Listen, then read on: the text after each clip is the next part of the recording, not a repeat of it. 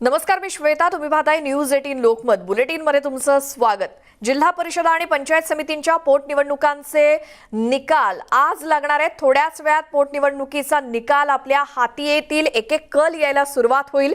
News 18 Lokmat वरती अचूक आणि सर्वात आधी वेगवान निकाल तुम्हाला पाहायला मिळणार आहे. त्यामुळे निकालाचे प्रत्येक अपडेट तुम्हाला सर्वात जलद आणि निकालाचं कव्हरेज तुम्हाला पाहायला मिळणार आहे. पोटनिवडणुकांच्या निकालाचा ग्राउंड रिपोर्ट हा देखील आमच्या वेगवेगळ्या ठिकाणच्या वेगवेगळ्या प्रतिनिधींकडून मिळणार आहे. निकालाचे सर्वात जलद कल हे देखील न्यूज 18 लोकमत वरती दिसणार आहेत. अनेक दिग्गज नेत्यांची प्रतिष्ठा जी पणाला लागलेली आहे, त्याच सोबत स्थानिक पातळीवरच्या या राजकारणाचे वारे नेमके वाहत आहेत कुठे, या सगळ्या संदर्भातले अपडेट आपण घेणार आहोत न्यूज 18 लोकमत वरती. कौल कोणाचा मध्ये, कारण ज्या 6 जिल्ह्यांमध्ये जिल्हा परिषदा आणि पंचायत समितींच्या निवडणुकांसाठी काल मतदान पार पडलं, त्याचे आता निकाल काही वेळात हाती येतील. सुरुवात होईल मतमोजणीला आणि त्यानंतर सर्वात जलद जे कव्हरेज आहे निकालाचं ते तुम्हाला न्यूज 18 लोकमत वरती पाहता येईल, कारण आमचे प्रत्येक ठिकाणी प्रतिनिधी तैनात आहेत. त्या जिल्ह्यांमध्ये त्या जिल्हा परिषद आणि पंचायत समितीचं नेमकं राजकीय गणित कसं आहे, किंवा मग या निवडणुकीनंतर काय समीकरणं बदलणार, कौल नेमका कोणाला मिळणार आणि स्थानिक पातळीवरच्या राजकारणातले वारे नेमके कसे वाहत आहेत, किंवा मिनी विधानसभा समजल्या जाणाऱ्या या निवडणुकीचा कौल नेमका कोणाला मिळतो हे देखील आपण पाहणार आहोत. सुरुवातीला आमचे प्रतिनिधी तुषार कोहळे हे नागपुरातून आपल्या सोबत जोडले गेलेत. वेगवेगळ्या ठिकाणचे प्रतिनिधी सुद्धा आपल्या सोबत जोडले जाणार आहेत. तुर्तास आपण नागपुरात जाऊयात. तुषार, तिथे मतमोजणीला सुरुवात झाली आहे का? अगदी काही क्षणामध्ये नागपूरमध्ये मतमोजणीला सुरुवात होत आहे. ठीक 10 वाजता ही मतमोजणी होत आहे. 16 जिल्हा परिषद आणि 31 पंचायत समितीसाठीची ही मतमोजणी असणार आहे. आणि या जिल्हा परिषदच्या निवडणुकीच्या निकालाचे जे विशेषता असणार आहे, त्यामुळे 2-3 फॅक्टर अत्यंत महत्त्वाचे आहे. म्हणजे पहिला फॅक्टर जर बघायचं झालं तर माजी गृहमंत्री अनिल देशमुख यांच्या व्यतिरिक्त ही मध्ये ही निवडणूक होत आहे. मागच्या काही महिन्यापासून ते संपर्कात नसल्यामुळे एक प्रकारे सेनापती नाही मात्र सैनिक मागच्या काही दिवसापासून निवडणूक लढत होते आणि त्यांची मोर्चेबांधणी सुरू होती. त्यामुळे काटोल विधानसभा मतदारसंघातल्या ज्या 4 जिल्हा परिषदच्या मतदारसंघासाठीच्या निवडणुका झाल्या त्याची मतमोजणी आज आहे. तिथे काय निकाल येतं हे देखील बघणं महत्त्वाचं राहणार आहे. या व्यतिरिक्त याच भागामध्ये आशिष देशमुख हे स्वतः काँग्रेसचे पदाधिकारी आहे, मात्र त्यांनी भाजपचा प्रचार केला. त्यामुळे आशिष देशमुख फॅक्टर या निवडणुकीमध्ये किती प्रभावी राहील हे देखील या मतमोजणीच्या निकालानंतर स्पष्ट होईल. दुसरी महत्त्वाची गोष्ट जर का काँग्रेसचा विचार करायचा झाला तर काँग्रेसच्या निवडणुकीची जी पूर्ण सूत्र होती ती दुग्ध व पशुसंवर्धन मंत्री सुनील केदार यांच्या हाती होती. ऊर्जा मंत्री आणि नागपूरचे पालकमंत्री नितीन राऊत हे या संपूर्ण निवडणूक प्रक्रियेपासून लांब होते. त्यामुळे त्याचा काही प्रभाव या निवडणुकीवर पडतो का हे देखील बघणं महत्त्वाचं राहणार आहे. आणि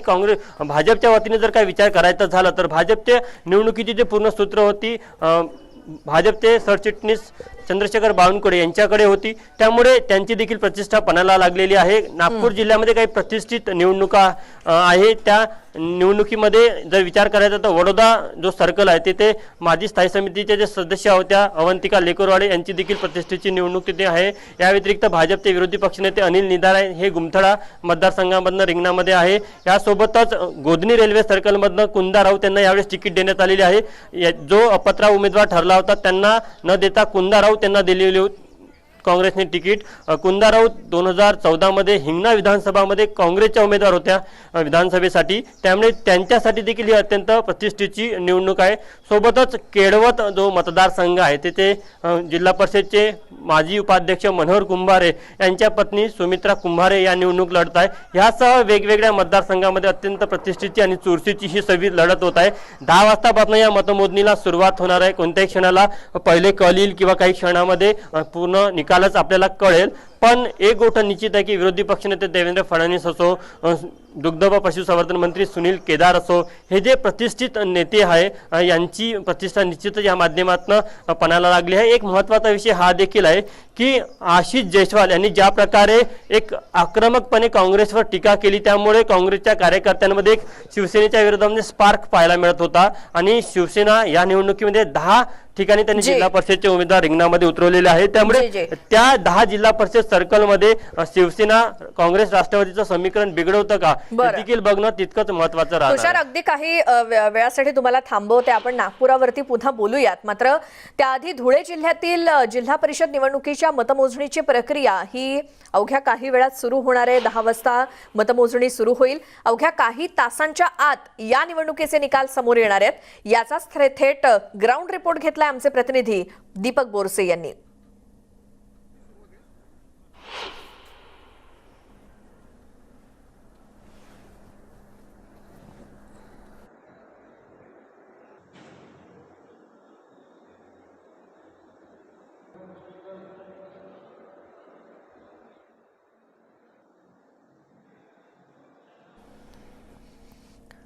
मतमोजणीसाठी सगळी यंत्रणा सज्ज आहे. अवघ्या काही म्हणजे आता 10 वाजूनच गेलेत, त्यामुळे मतमोजणीला सुरुवात देखील झालेली असणार आहे. 10 वाजता मतमोजणीला सुरुवात होईल असं सांगितलेलं होतं. त्यानुसार मतमोजणी सुरू होईल आणि एक एक कल आपल्या हाती यायला लागतील आणि त्यानंतर ज्या 6 जिल्ह्यातल्या जिल्हा परिषदा आणि पंचायत समितींच्या निवडणुकीसाठी किंवा पोटनिवडणुकांचे निकाल तुम्हाला न्यूज 18 लोकमत वरती सर्वात आधी वेगवान आणि अचूक असे पाहायला मिळतील.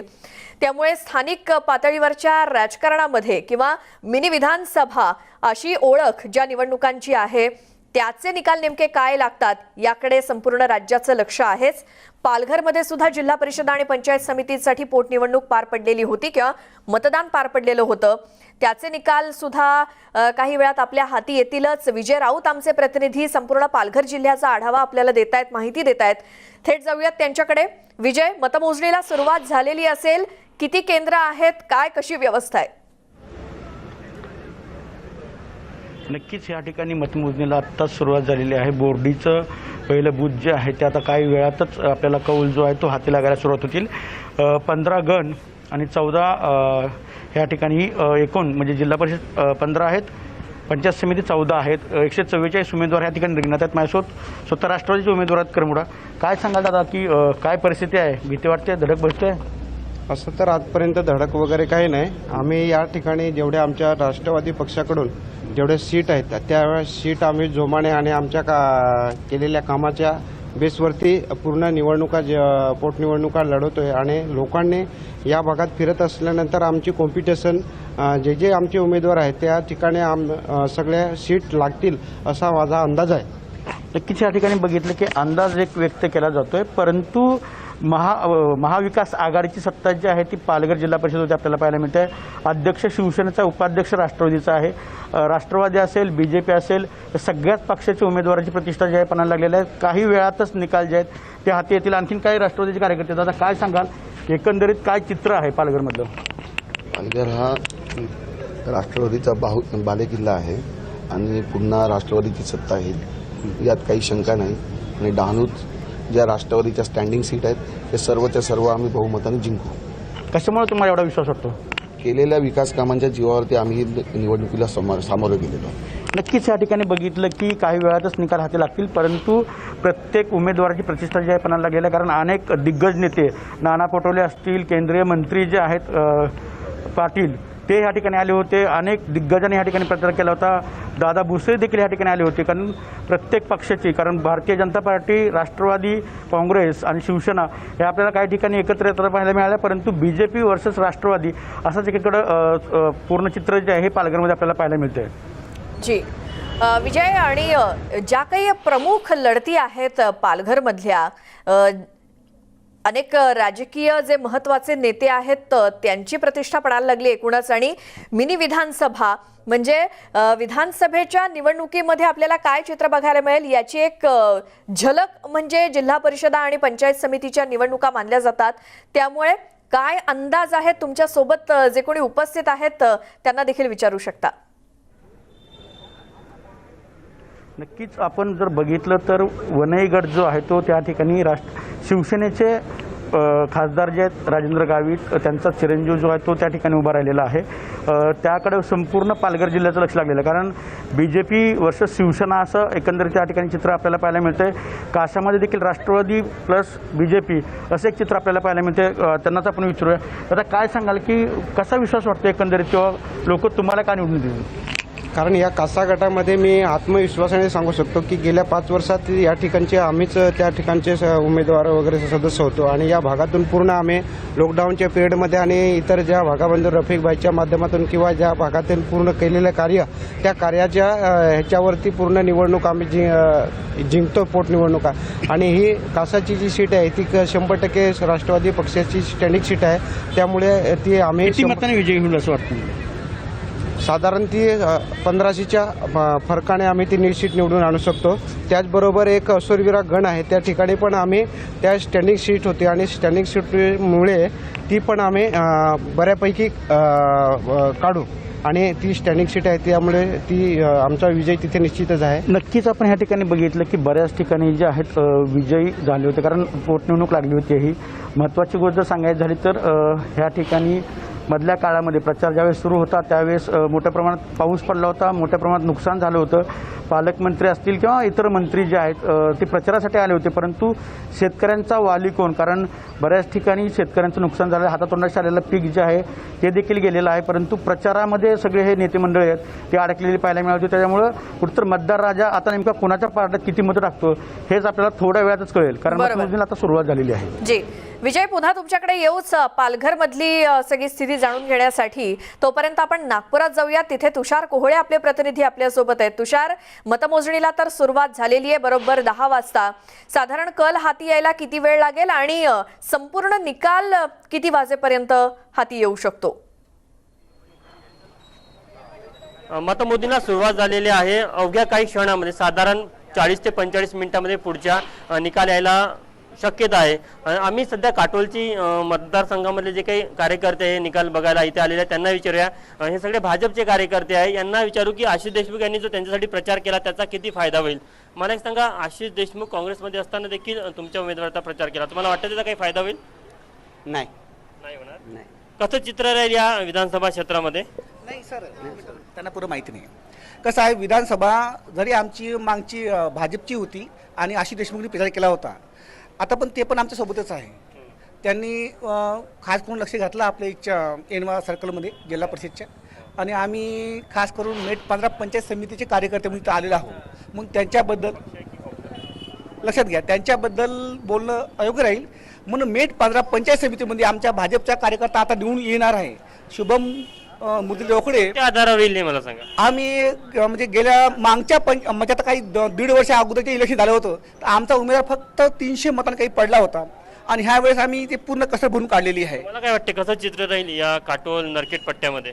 चित्र आता अर्ध्या तासाने स्पष्ट होणार आहे. अनिल देशमुख नव्हते या भागामध्ये, तर काही प्रभाव पडला असं वाटते का? नाही, साहेब नसल्या कारणामुळे त्याचा प्रभाव कमी, म्हणजे त्याचं नुकसान होणार आहे. राष्ट्रवादीला नुकसान होईल असं वाटतं का? राष्ट्रवादीला नुकसान होईल त्याचं, कारण तर काय फरक पडला असता, साहेब नसल्यामुळे काय फरक पडेल? नाही, आमदाराचा भरपूर फरक पडतो.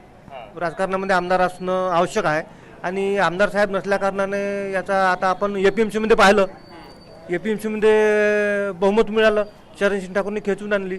भरपूर फरक पडतो आमदार नसल्यामुळे, कारण आमदार हा आमदारच असतो, तो जे करू सांगा ओबीसीचा या मुद्द्यावर किती काही प्रभावी फॅक्टर राहील ओबीसी? नाही, आमच्या इथं OBC मतदार सगळ्यात मोठा मतदार आहे मेट 15 पंचायत समितीमध्ये. जिल्हा परिषद म्हणून आहे, पण इलेक्शन निवडणूक आहे पंचायत समितीची, तर OBC लोक जरी असले तर OBC कॅन्डिडेट होता एक आपला काँग्रेसचा, आणि हाच OBC कॅन्डिडेट होता आपला भाजपचा. मागच्या निवडणुकीतला जो अंतर बघितलं 300 मताचं, ह्यावेळेस एवढे अनालिसिस केलं आम्ही सगळ्यांनी, भाजपच्या लोकांनी, आणि जे काल जे रिझल्ट आमच्यापाशी आले आहे, जे अंदाजाने आम्ही आकडे काढले आहे, तर 100% 102% आमचा मला उमेदवार निवडून येणार, आम्ही सगळी तयारी केलेली आहे. बरेच वेळा क्रॉस व्होटिंग होतं, यावेळेस ते झालं असं वाटते का? नाही, काहून तर ह्यावेळेस सगळे भाजपवाले एकसाथ भिडले होते प्रत्येक गावातलेच, आणि क्रॉसचा विषय कोणता होता नाही, कारण जे निवडणूक झाली, जो उमेदवार निवडून आला होता आणि त्याच्यात सस्पेंड झाले होते काही कारणास्तव OBC वाले, पण त्यांनी जो संपर्क ठेवला आणि हा जो भाजपचा कार्यक्रम संपर्क ठेवला, हा खूप महत्त्वाचा आहे. राष्ट्रवादीचा प्रचार कसा होता? अनिल देशमुख नसल्यामुळे ती धार पाहायला मिळाली की कमी होती? नाही, ती धार नाही, ती धार थोडी बोथोड होती, कारण काही लोक एपीएमसीमध्ये लागले होते, त्याच्यामध्ये पूर्ण बलाढ्य लोक उभे होते आणि ते पडल्या कारणाने मग कोणत्या याच्यानी मतं मागणार होते गावामध्ये, त्याचाही इफेक्ट एपीएमसीचा भरपूर स्थानिक पैशाचा देखील मोठ्या प्रमाणात वापर झाल्याची चर्चा आहे. तुमचं काही कानावर आलं का असं? नाही नाही नाही, या निवडणुकीमध्ये काय होतं, उपचुनाव जेव्हा होतात आणि तो उमेदवार जेव्हा पुन्हा उभा राहतो तर त्याला कसा मतदार आता फोट मारला, आता काय मारायचं बाबा, नवीन याला चान्स द्या, असाही फरक त्याच्यामध्ये होत असतो.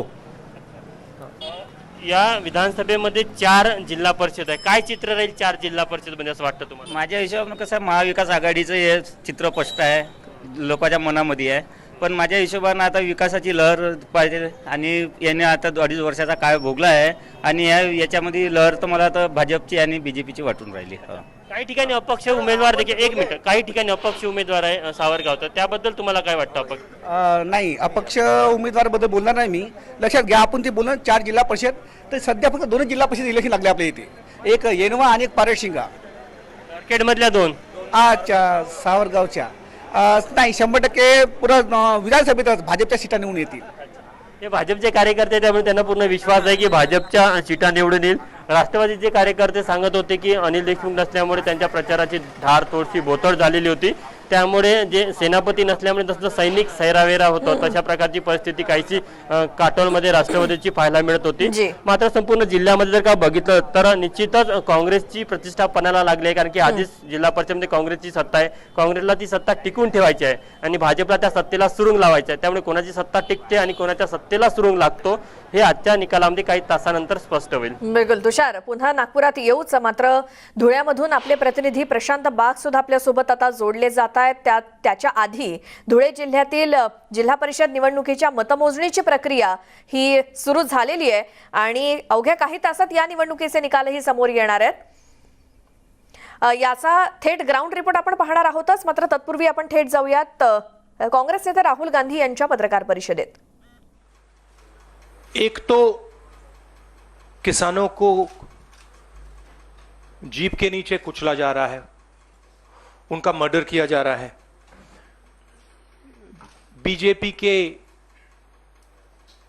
होम मिनिस्टर की बात हो रही है, उनके पुत्र की बात हो रही है, उन पे कोई एक्शन नहीं लिया जा रहा है.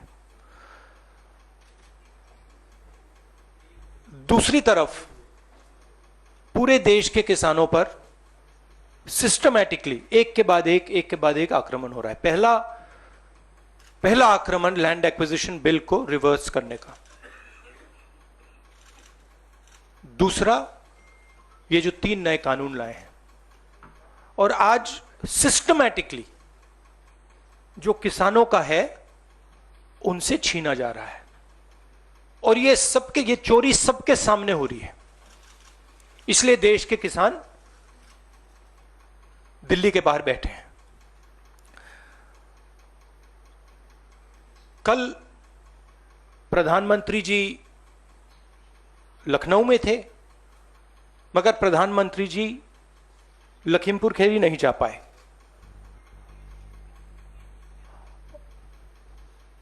पोस्टमार्टम ठीक से नहीं किया जा रहा है और सिस्टमैटिकली जो भी कुछ कहे उसको बंद किया जा रहा है. आज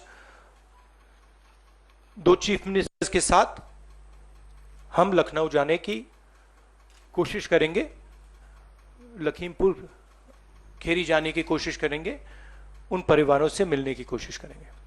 बताइए. शुक्रिया. We'll have one by one. We'll start with PTI Sanjeev Singh. Yes, sir, I have noted. This is please be clear. This is a press conference about the farmers issue and the murder that has taken place in Uttar Pradesh. I would recommend that you don't try and distract that. I'm here to speak on that issue. I'm not going to get involved in that. If you are interested in asking a question about the farmers, you're welcome to do so.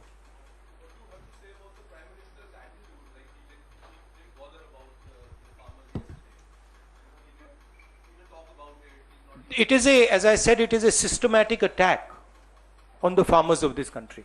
And it is arrogance because the government does not realize or understand the power of the farmers. And they are provoking the farmers, they are insulting the farmers, they are killing the farmers. This is a very dangerous and bad idea.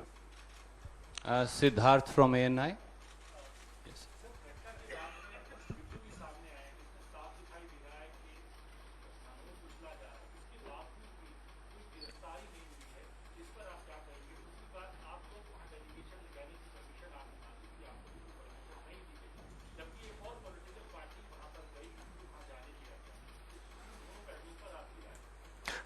हमने उसके बारे में चिट्ठी लिखी है। हम 3 लोग जा रहे हैं। सेक्शन 144 5 लोगों को रोकता है, 3 लोग सेक्शन 144 में जा सकते हैं, तो हमने उनको चिट्ठी लिख दी है। ये जो यूपी में हो रहा है, किसानों को मारा जा रहा है, मगर इससे पहले हाथरस में भी हुआ था और उनके एक एमएलए ने भी रेप किया था। तो ये सिस्टमैटिकली ये एक नई तरीके की राजनीति हो रही है उत्तर प्रदेश में। क्रिमिनल्स जो भी करना चाहते हैं कर सकते हैं, चाहे वो बलात्कार हो, किसानों का खून हो, और जो मारते हैं, जो रेप करते हैं वो जेल के बाहर होते हैं, और जो मरते हैं वो जेल के अंदर जाते हैं। Thank you sir. Ashish from ABP.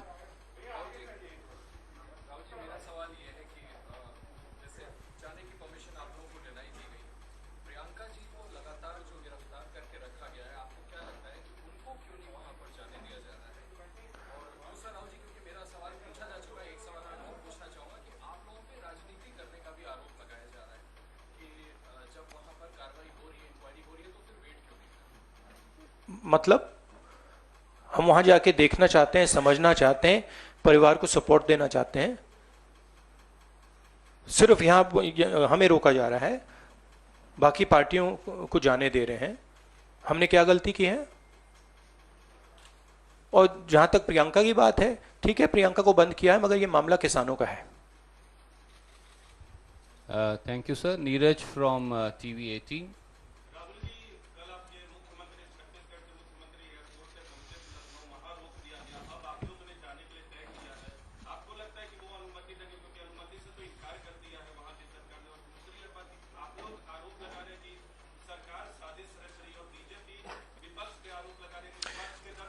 देखिए, ये मैं आपको थोड़ा समझा देता हूं। जैसे अभी आपने बोला ये राजनीति हो रही है। देखिए, हमारा काम, ऑपोजिशन का काम प्रेशर बनाने का होता है। जब हम प्रेशर बनाते हैं तब वहां पे कार्रवाई होती है। हाथरस में हमने प्रेशर बनाया, तब जाके कार्रवाई हुई। सरकार चाहती है कि हम इस मुद्दे को उठाए ना, प्रेशर ना बनाए, कि जिन्होंने मर्डर किया वो भाग के निकल जाए। अगर हाथरस में हम गए नहीं होते, वहां पे जिन्होंने बलात्कार किया था वो सब स्कॉट फ्री निकल जाते। अगर हमने उससे पहले उनके एमएलए के बारे में नहीं बोला होता, वो भाग से निकल जाते। तो इसलिए हम दबाव डाल रहे हैं। हम दबाव क्यों डाल रहे हैं? क्योंकि किसानों के साथ गलत काम किया गया है, उनको मारा गया है। और सचमुच बताऊं तो ये आपका काम है, आप लोग तो करते नहीं हो। जो आपकी जिम्मेदारी है उसको तो आप निभाते नहीं हो। उल्टा आप सवाल पूछते हो कि ये पॉलिटिक्स हो रही है। आपकी जिम्मेदारी भी है, उसको तो आप भूल गए और फिर कहते हो हमें कहते हो। Thank you. न्यूज नेशन से मोहित।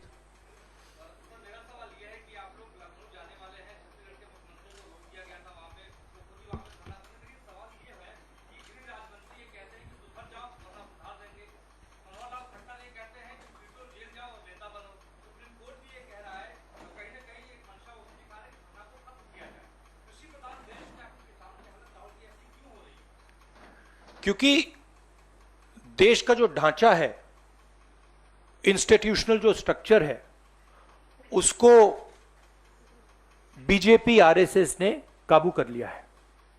और ये सिर्फ मीडिया की बात नहीं है।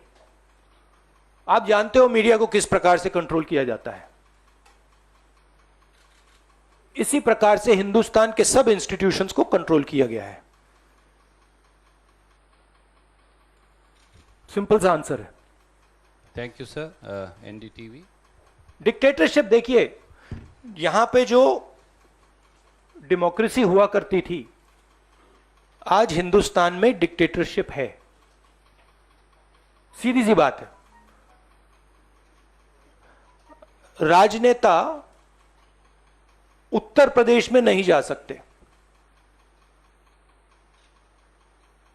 कल से हमें कहा जा रहा है कि भैया आप उत्तर प्रदेश नहीं जा सकते।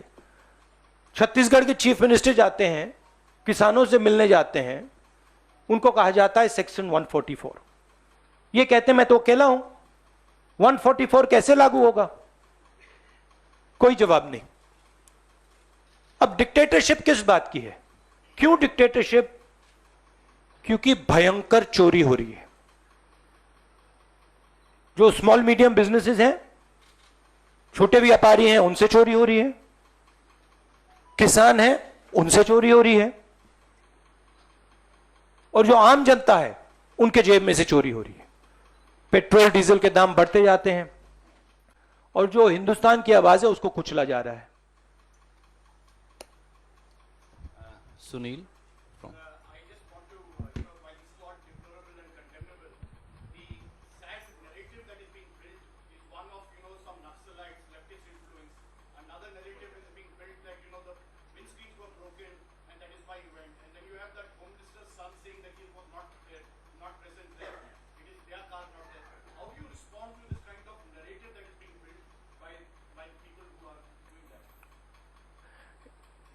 See, it is a narrative that is being built by the forces that I mentioned.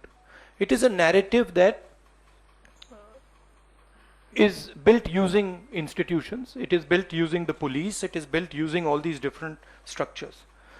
But what you will find is that there is a limit to this narrative. And you will find sooner rather than later, there will be an explosion, the size of which people are not understanding. So what we are trying to do is, we are trying to tell the government, let the democratic process work. This is what the country is about. Do not interfere with the democratic process because it is a safety valve. If you shut the safety valve, other types of problems will come. तर राहुल गांधी यांची नवी दिल्लीमध्ये पत्रकार परिषद आणि यामध्ये लखीमपूरमध्ये ज्या पद्धतीने शेतकऱ्यांना चिरडलं गेलं, शेतकऱ्यांचा आवाज दडपला जातोय। लखीमपूर मधील या दुर्घटनाग्रस्त शेतकऱ्यांच्या कुटुंबियांची भेट घेऊ, तिथे जाण्याचा प्रयत्न करू। सरकार या विषयावरती गप्प का आणि ज्यांनी चिरडलं ते अजूनही मोकाट कसे, असे प्रश्न राहुल गांधी यांनी पत्रकार परिषदेतून उपस्थित केले।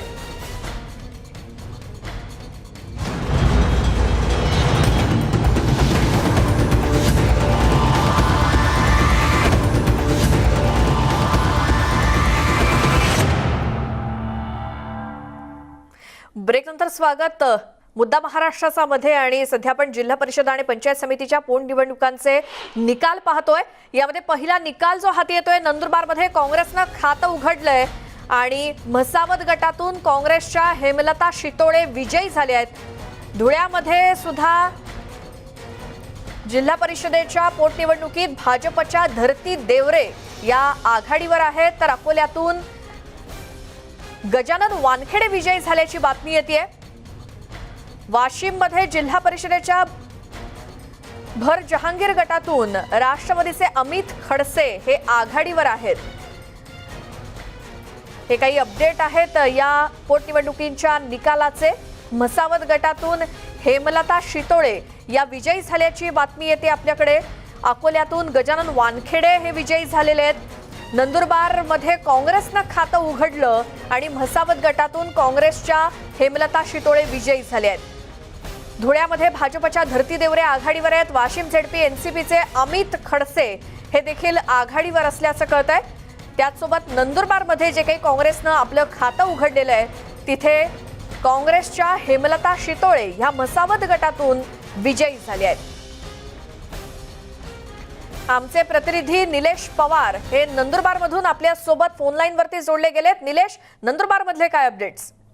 नंदुरबारमध्ये आतापैकी 11 पैकी 2 गटांचे आणि एका गणाचा निकाल हाती आलेला आहे.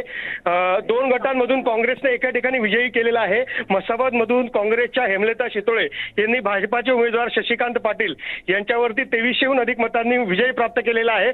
तर दुसरीकडे नंदुरबार मधल्या अतिशय प्रतिष्ठेच्या मानल्या जाणाऱ्या कोल्हे गटातून भाजपाच्या सुप्रिया गावित या विजयी झालेल्या आहेत. खासदार हिना गावित आणि आमदार डॉक्टर विजयकुमार गावित यांच्या या द्वितीय कन्या होत्या. या राजकारणात या लढाईतून पदार्पण करत होत्या आणि या लढतीकडे, या चुरशीच्या लढतीकडे सारांच्या नजरा लागून होत्या. पण जवळपास 1300हून अधिक मतांनी सुप्रिया गावित यांनी देखील कोल्हा गटातनं विजय संपादन केल्यानं नंदुरबारमध्ये आतापर्यंत हाती आलेल्या 2 निकालातून एका जागेवर काँग्रेसने तर एका जागेवरती भाजपाने विजय प्राप्त केलेला आहे. बिलकुल. आणि जर सध्याची परिस्थिती पाहिली तर निलेश, नंदुरबारमध्ये सत्ता कोणाची आहे आणि हे जे निकाल समोर येत आहेत त्यावरून आता काय अंदाज येतोय? सध्या काँग्रेसने शिवसेनेच्या मदतीने सत्ता स्थापन केलेली आहे.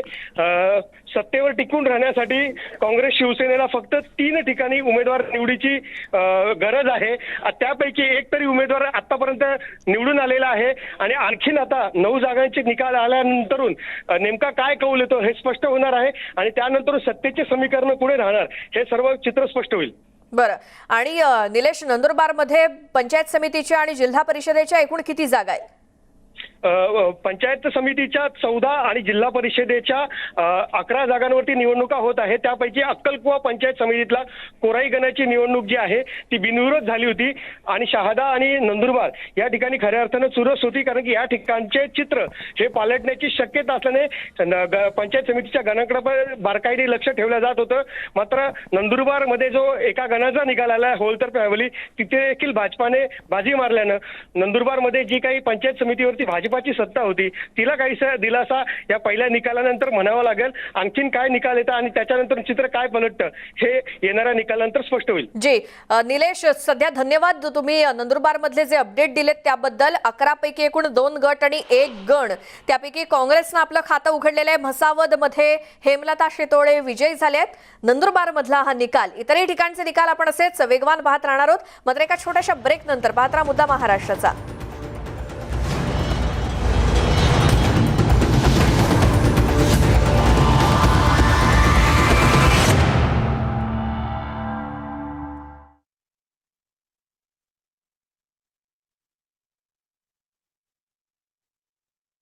सरकारची चिंतापणे मुक्त होता येऊ शकणार नाही. पंतप्रधान जसिंडा आर्डन यांनी ऑकलंडमध्ये लॉकडाऊनचे निर्बंध कमी करण्यासाठी एक योजना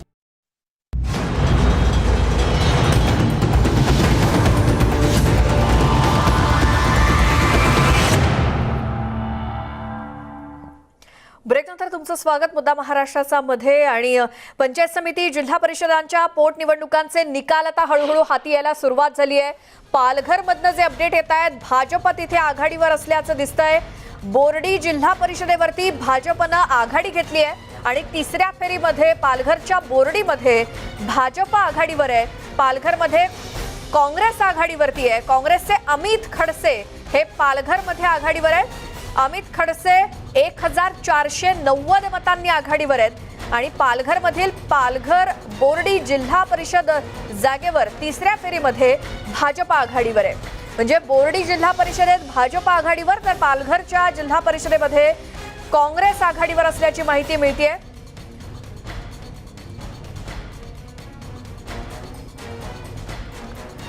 तर नंदुरबारचे सुद्धा काही अपडेट येत आहेत. त्याप्रमाणे काँग्रेसनं आपलं खातं उघडलंय नंदुरबारमध्ये. म्हसावद गटातून काँग्रेसच्या हेमलता शितोळे विजयी झाले आहेत आणि तिथे 11 पैकी 2 गट आणि 1 गण यामध्ये काँग्रेसनं आपलं खातं उघडलंय. म्हसावद गटातून हेमलता शितोळे नंदुरबारमध्ये विजयी झाले आहेत. धुळे झेडपी भाजपच्या धरती देवरे या देखील तिथे विजयी झाल्या आहेत धुळ्यामध्ये. तर धुळ्यातील जिल्हा परिषदेवर भाजपच्या धरती देवरे या विजयी झाल्या आहेत आणि अकोल्यातून गजानन वानखेडे विजयी झाल्याची माहिती समोर येते. वाशिम जिल्हा परिषदेच्या भर जहांगीर गटातून राष्ट्रवादीचे अमित खडसे आघाडीवर आहेत.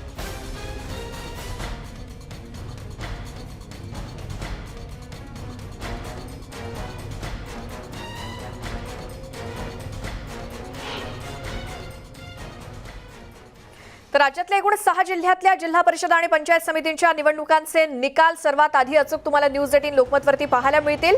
वेळ झाली एका छोट्याशा ब्रेकची. पाहत राहा मुद्दा महाराष्ट्राचा.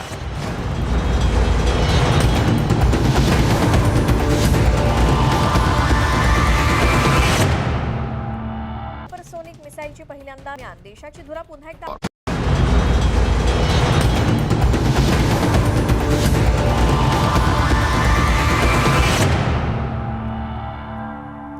ब्रेकनंतर बुलेटिनमध्ये तुमचं स्वागत. काल मतदान पार पडलं होतं जिल्हा परिषद आणि पंचायत समितींच्या पोटनिवडणुकीसाठी. त्याची आज मतमोजणी सुरू झालेली आहे. सकाळी 10 वाजल्यापासून काही ठिकाणचे निकाल सुद्धा हाती यायला सुरुवात झाली आहे. त्यापैकी नंदुरबारमध्ये काँग्रेसनं आपलं खातं उघडलंय. म्हसावत गटातून काँग्रेसच्या हेमलता शितोळे विजयी झाल्या आहेत. ज्या जागी कोणी विजयी झालेत त्याचे आपण अपडेट घेतोय. धुळे जिल्हा परिषदेत भाजपच्या धरती देवरे विजयी झाले आहेत. अकोल्यातून गजानन वानखेडे विजयी झालेत आणि धुळे त्याचसोबत नागपूर जिल्हा परिषदेत योगेश देशमुख आघाडीवर असल्याची माहिती मिळते. वेगवेगळ्या ठिकाणून जसजसे मतमोजणी सुरू झालेली आहे त्यानुसार एक एक कल आणि एक एक निकाल हाती येत आहेत. नंदुरबारमध्ये काँग्रेसनं आपलं खातं उघडलेलं आहे. जी स्क्रीनवरती आपल्याला टाली दिसते त्यावरून सुद्धा आपण अंदाज लावू शकतो कोणत्या ठिकाणी कोण सध्या आघाडीवरती आहे. आणखी एक महत्त्वाची बातमी आपल्या हाती येते. पालघरमध्ये भाजप सध्या आघाडीवरती आहे. बोर्डी जिल्हा परिषदेवरती भाजपनं आघाडी घेतली आहे. निकाल काही क्षणातच आपल्या हाती येईल आणि तिसऱ्या फेरीमध्ये सध्या भाजप पालघरच्या बोर्डी जिल्हा परिषदेत आघाडीवर आहे. तर पालघरमध्ये काँग्रेस आघाडीवर असल्याचं कळतंय. अमित खडसे 1490 मतांनी आघाडीवर आहे.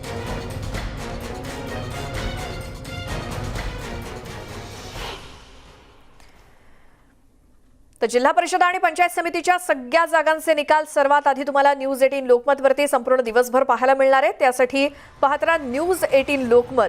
आता वेळ झाली आहे या बुलेटिनमध्ये इथेच थांबण्याची. नमस्कार.